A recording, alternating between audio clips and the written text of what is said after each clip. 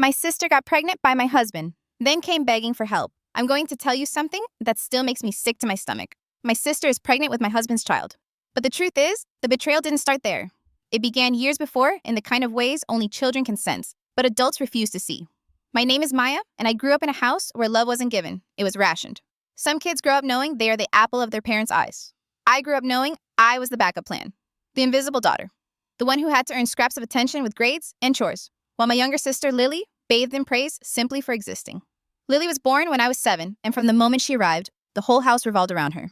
She had curly blonde hair and green eyes that strangers cooed over at the grocery store. People stopped my mother to say how beautiful her little girl was. Nobody ever stopped for me. I was the plain one, the serious one, the responsible child who didn't need as much. At first, I told myself I didn't mind. I studied harder, kept my head down, and convinced myself I'd get love by being useful. But Lily wasn't just the golden child she was, a mirror held up to everything I supposedly lacked. Maya, why can't you be more like your sister?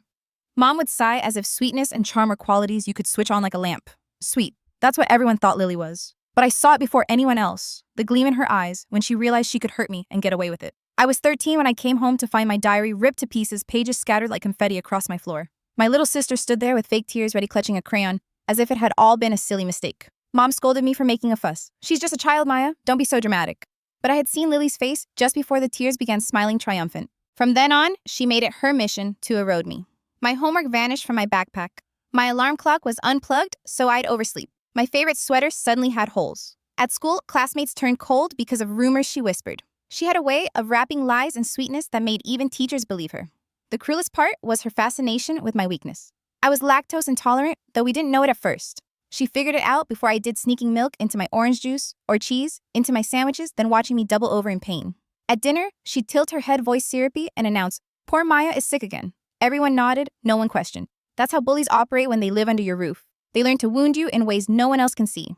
And when you're the scapegoat, even the evidence of your suffering gets twisted into proof that you're the problem. I built my teenage years on silence. I stopped asking for justice because I knew none was coming. I told myself it was fine that I didn't need friends or family approval, that being invisible was safer. But in the quiet, a question gnawed at me. What did I do wrong to deserve this? Why was her smile rewarded and my effort ignored? The answer didn't come until much later, after everything burned down. Ask yourself if you grew up in a house where one child was the miracle and the other was the shadow. What kind of monster would that create? I should have known Lily's cruelty wasn't going to stay in childhood. I should have seen that these small games were only rehearsals for the betrayal that would eventually shatter my adult life. But when you're young, you don't see patterns. You just survive them. And survival has a way of making you blind. By the time Lily was 8 and I was 15, she had perfected her performance as the golden child. To the outside world, she was sweetness incarnate. Teachers praised her friendliness. Neighbors admired her charm. Relatives at family gatherings cooed over her like she was spun out of pure sugar. But I knew the truth behind closed doors. She was sharpening her cruelty like a knife. The torment became more strategic. She no longer relied on small pranks. She built campaigns. She whispered lies to classmates, accusing me of saying things I never said until my social circle crumbled. Invitations to birthday parties dried up. Friends stopped answering my calls. At home, Mom shook her head and said, "Maya, you've always had trouble fitting in. Maybe you should be more like your sister." I wanted to scream, "I don't have friends because she's destroying them." But I knew how it would go. Lily's wide eyes, crocodile tears. I didn't mean to. And me, cast once again as the bitter, jealous older sister. Her cruelty escalated to something darker, more intimate. The kind of torment you can only inflict when you know someone inside out. She'd steal little treasures from me, not for gain, but for the thrill of watching me unravel. The bracelet I saved up for with babysitting money gone. My library books due the next day vanished. Sometimes she'd put them back days later in odd places just to make me question my sanity. The worst moments came when she'd corner me alone. She'd lower her voice so only I could hear her smile, never wavering. "Nobody likes you, Maya. Mom and Dad wish I was their only daughter. You'll always be nothing." She knew exactly which knife to twist. And yet, despite everything, I clung to hope. I told myself she was just a kid, that she'd grow out of it. I prayed for some moment where the truth would reveal itself to our parents. That moment came horribly violently on the night of my first real date. I'd saved up for a dress, curling my hair in the bathroom mirror, humming nervously, butterflies in my stomach. For once, I felt like a normal teenager. Like maybe I could step out of the role of the invisible daughter and just be me. That's when Lily appeared in the doorway holding Dad's lighter. Her green eyes glittered with something cold. "You look stupid," she said flatly. "Tommy's going to laugh at you." I tried to ignore her, but ignoring Lily was never safe. In one sudden lunge, she flicked the lighter and thrust it toward my head. The flame caught instantly. The smell of burning hair filled the air as I screamed, slapping at my curls while smoke curled around me. For the first time, my father came running, not at Lily's cries, but at mine. He found me in the bathroom trembling with scorched hair and his lighter in my hand. Lily's mask slipped for just a second before she started sobbing. I didn't mean to. It was an accident. But the smell of burned hair couldn't be denied. And for once, Dad didn't look convinced. Lily, he said, voice low. Tell me exactly what happened. Her tears came harder, but I could see panic behind them. For the first time in her life, her power wavered. That night marked a shift. Dad didn't punish her the way I wished he would, but he enrolled me in kickboxing classes downtown. At first, I thought it was just a way to keep me busy. But slowly, week by week, I felt strength awaken inside me. Muscles I'd never noticed before. Confidence in the way I stood, the way I breathed. And something happened at home too. Lily noticed the difference. Her whispers lost their sting when I looked her straight in the eye. Her shoves lost their power when I caught her wrist before she could push me. The golden child had met her first real wall. But predators adapt, and Lily wasn't done with me yet. Lily didn't stop tormenting me after the fire incident. If anything, she became more cunning. When brute force didn't work, she turned to subtler weapons, silence, mockery, laced as compliments and calculated digs that could pass as jokes in front of our parents. Wow, Maya doesn't even care about makeup. She chirped sweetly at dinner. I wish I could be that confident about looking plain. Mom would laugh. Dad would shake his head. And I'd sit there swallowing humiliation like medicine. But the thing about bullies is when they can't break you anymore, their desperation starts to show. And I had stopped breaking. Kickboxing had given me more than physical strength. It gave me a spine. When Lily tried her usual tricks, I no longer shrank. I stared her down. I no longer begged Mom and Dad to believe me. I stopped trying to prove anything at all. Instead, I funneled everything into school. Every ounce of anger, every ounce of pain, I burned it like fuel. Debate team, photography club, volunteering at the library, late nights buried in textbooks while Lily partied with her friends. I built walls of achievement so high, even her words couldn't climb them. Then during junior year, everything shifted. My guidance counselor, Mrs. Patterson, called me into her office. She had a smile so wide, I knew something big was coming. Maya, you've been awarded the Harrison Academic Scholarship, she said. I blinked at her, not understanding. It's a full ride, she explained. Tuition room and board, even a stipend for books. 4 years completely covered. They only give out 3 of these in the entire state each year. And you earned one? I sat frozen, my mind blank. 4 years, paid for. An escape route carved out of the nightmare I'd been trapped in. That night at dinner, I told my family. Dad's eyes lit up with pride. That's incredible, Maya. I'm so proud of you. Mom gave a distracted smile. That's wonderful, honey. But will you still be able to come home on weekends to help out around here? And Lily? Oh, Lily. For a fraction of a second, her mask slipped. Her lips twitched. Her eyes narrowed with something fierce and ugly. Rage. Pure, unfiltered rage that I was winning. 8 months later, I left for college. Walking onto campus felt like stepping into an alternate universe. No one knew me as the scapegoat, the invisible daughter, the shadow of a golden child. Here I was, just Maya. Smart, independent, ambitious, free. I filled my days with classes, late-night study sessions, photography walks, and real friendships, the kind that weren't sabotaged by whispered lies at home. For the first time in my life, I laughed without wondering who was going to take it away. And then, during sophomore year, I met James.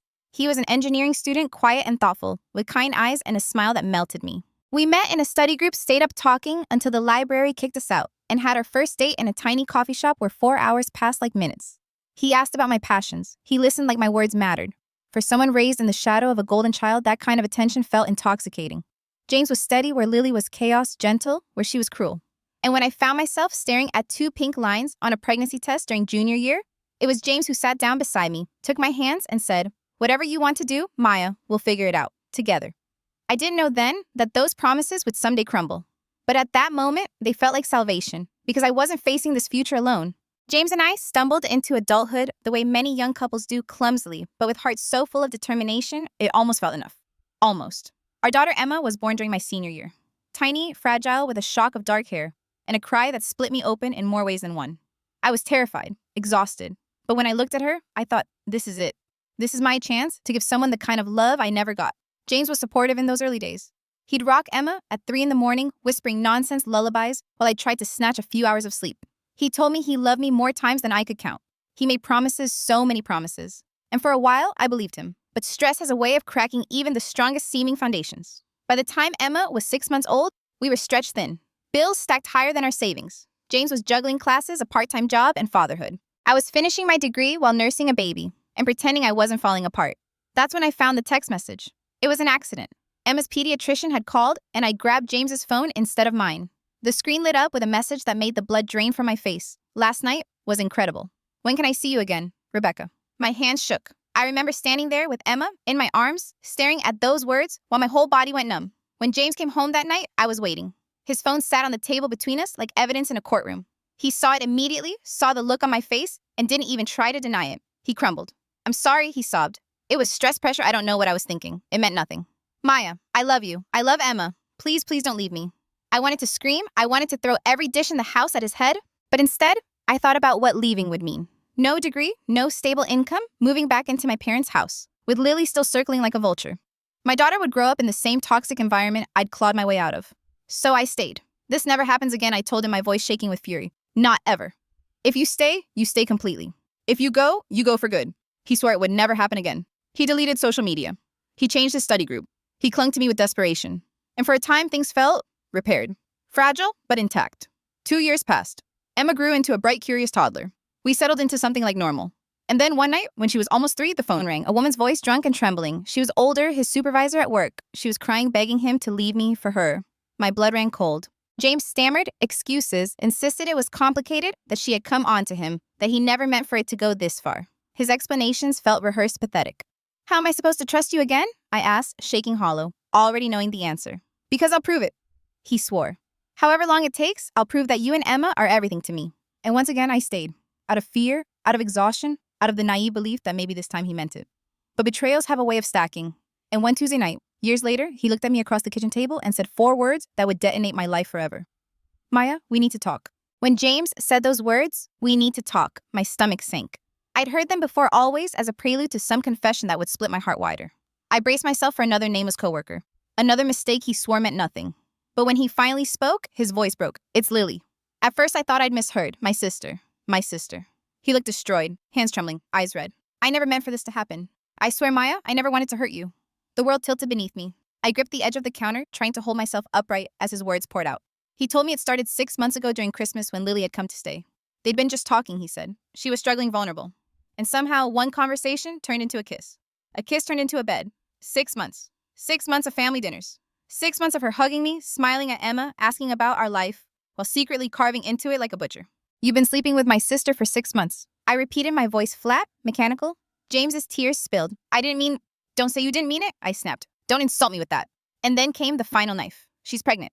The hum of the refrigerator was suddenly deafening. My own heartbeat thundered in my ears. Pregnant. The word echoed, stretching into something monstrous. He stammered that the baby might not be his, that Lily had been seeing someone else around the same time.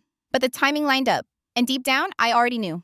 I stared at him, this man I had forgiven twice. This man who had begged for another chance. This man I had built a life with, and I realized he wasn't sorry for betraying me. He was sorry for being caught.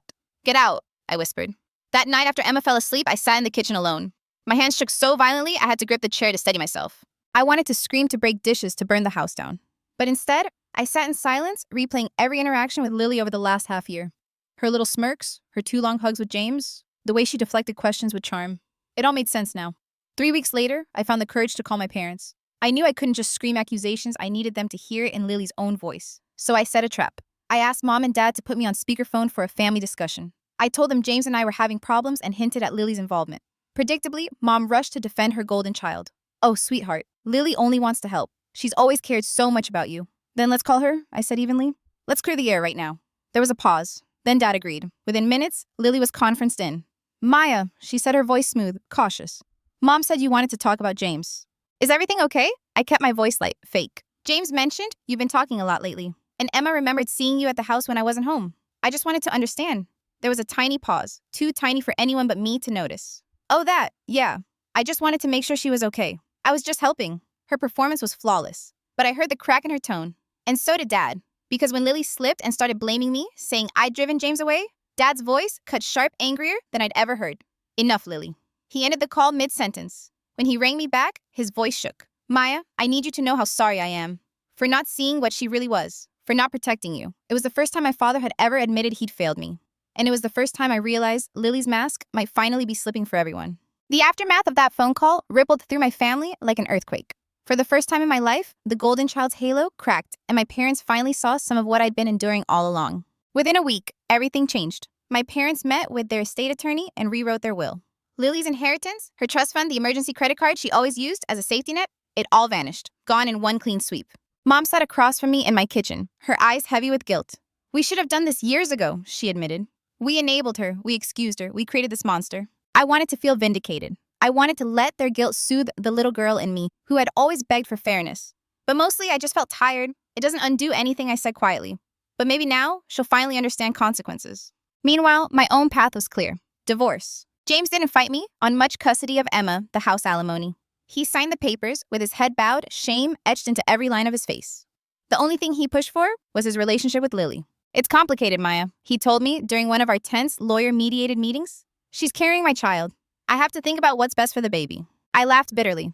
What's best for the baby is having a father who doesn't abandon his family when things get difficult. But you've already failed that test twice. Still, the law demanded clarity. My attorney insisted on a prenatal paternity test.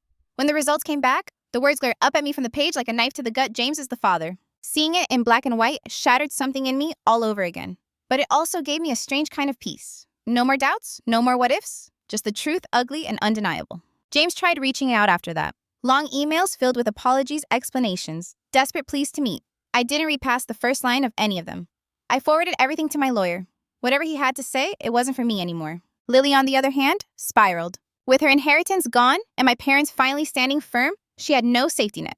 She bounced from job to job, her charm no longer enough to shield her from the consequences of her choices. Pregnant and unstable, she began calling my parents incessantly, leaving voicemails dripping with accusations. You're abandoning me. You've always loved Maya more. The irony was almost laughable. But I wasn't laughing. I was rebuilding. Emma and I settled into a rhythm. She was young enough to adapt quickly, though she missed her father at first. I watched her adjust, resilient and bright, her laughter filling the spaces James had hollowed out.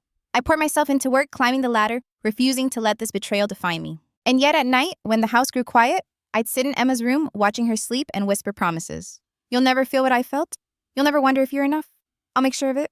Because if my childhood taught me anything, it was this: cycles don't break on their own. Someone has to stand up, bleed, and end them. And I had decided it would be me. The divorce was finalized on a Wednesday morning, signed and sealed with the kind of cold efficiency that made me feel both liberated and hollow. James was officially out of my life, except for his visitation with Emma. The house was mine, my name alone on the deed. I thought that would be the end of the chaos. But with Lily, it's never that simple. Her downfall came fast.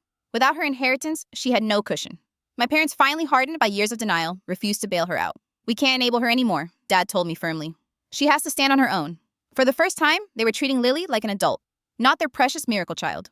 But Lily wasn't built for accountability. She'd spent her entire life floating on the illusion that she was untouchable. And now that illusion shattered. She tried clinging to James, but he was barely keeping himself afloat. He'd moved to Denver for a new job, sending just enough child support to cover diapers and formula, but nothing more. He'd seen the baby Michael she named him only twice. By the time Michael was 3 months old, Lily was living in a cheap motel, her belongings stuffed into trash bags, her face pale and gaunt. I didn't know all of this firsthand, of course. I pieced it together later from whispers from neighbors, from the voicemail she left me one night. Her voice was thin, desperate. Maya, I know you hate me. I know I don't deserve your help. But I'm begging you. Michael's sick, and I don't have money to take him to a doctor. I got evicted last month. I don't know what to do. Please, Maya. Just a loan. Just $2,000 to get me back on my feet. For him. Not for me, for him. I listened to that voicemail 3 times before deleting it. Because here's the truth. I felt nothing. No sympathy. No sisterly pull. Nothing but a cold attachment I didn't think I was capable of. Family. That word had been shoved down my throat my entire life. Family meant I was supposed to forgive every wound, swallow every betrayal, and keep bleeding for the people who hurt me most. But I had learned something: Lily never had family doesn't excuse cruelty. She had made her choices. She had destroyed my marriage, fractured my family, and now she wanted me to save hers. The next time she called, I answered. Maya, she sobbed. Please, just this once. I swear I'll never ask again. No, I said, my voice calm and steady. There was a stunned silence. What do you mean? No, I mean I won't help you, I said. Not with money, not with references, not with anything. You chose this life, Lily. You don't get to burn every bridge and then demand someone carry you across the river. Her sobbing turned into rage. You're cruel. After everything we've been through, after everything I've suffered, everything you've suffered, I cut her off, my voice sharp. You mean everything you put me through? 24 years of torment, manipulation, betrayal, and then sleeping with my husband. That's what you call suffering. For the first time in my life, I hung up on my sister. And then I blocked her number. That was the night I realized the cycle was broken. Not by reconciliation, not by forgiveness, but by refusal. I refused to be her victim anymore. The silence after I blocked Lily was deafening, but it wasn't painful. It was freeing. For the first time in my life, my phone didn't feel like a weapon waiting to strike. I could breathe without anticipating the next manipulation, the next trap disguised as a plea for help. Emma was thriving. She loved her new school where teachers praised her creativity instead of punishing her curiosity. She brought home drawings of flowers and houses, and sometimes us, me and her, smiling, holding hands. No James, no Lily, just us. I taped every one of them to the fridge like small medals of survival. Work, too, began to blossom. My boss called me into her office one Friday afternoon, eyes sparkling with pride. Maya, you've been promoted. Regional Marketing Director. A 40% raise. You've more than earned this. I walked out of that office shaking not from fear, but from joy. I had rebuilt myself from ashes, and here was proof I was thriving not in spite of the chaos, but because I had survived it. My parents started visiting more often, trying to repair the damage of years spent worshiping Lily while ignoring me. Dad sat across from me at my kitchen table one night, his face etched with regret. I failed you, Maya, he said softly. I should have protected you from her. I should have seen it. I was blind, and I'm sorry. For the first time, I believed him. Mom was slower to admit her mistakes, but even she softened. She called Emma brilliant and kind in ways I never heard her say about me as a child.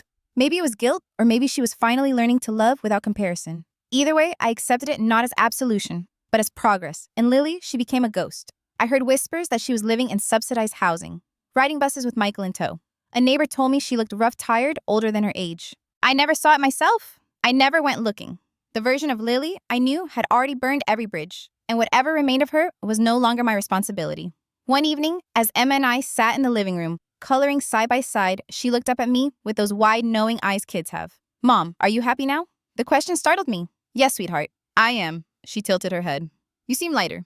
Like you're not worried all the time anymore. I smiled in tears pricking my eyes. That's because I'm not. We're safe now. We're okay. And for the first time in decades, I realized it was true. I wasn't the invisible child anymore. I wasn't the scapegoat. I wasn't the betrayed wife or the broken sister. I was Maya, a mother, a leader, a woman who had clawed her way out of the shadows and into the light. Lily had spent her life trying to destroy me. But in the end, all she destroyed was herself. Sometimes the sweetest revenge isn't revenge at all. It's peace. Closure is a strange word. People talk about it like it's a door you shut once and never open again. But in reality, it's more like a lock you carry in your pocket. Some days it feels heavy, reminding you of everything that was stolen. Other days, it's a key proof that you finally control who gets in and who doesn't. I still see remnants of Lily in my memories. The smirk when she lied and got away with it. The way she wrapped Mom and Dad around her finger. The betrayal in my own kitchen when James whispered her name like a confession. For years, those images haunted me, kept me up at night. Now they're just lessons. Warnings carved into my memory that love without boundaries is just permission for abuse.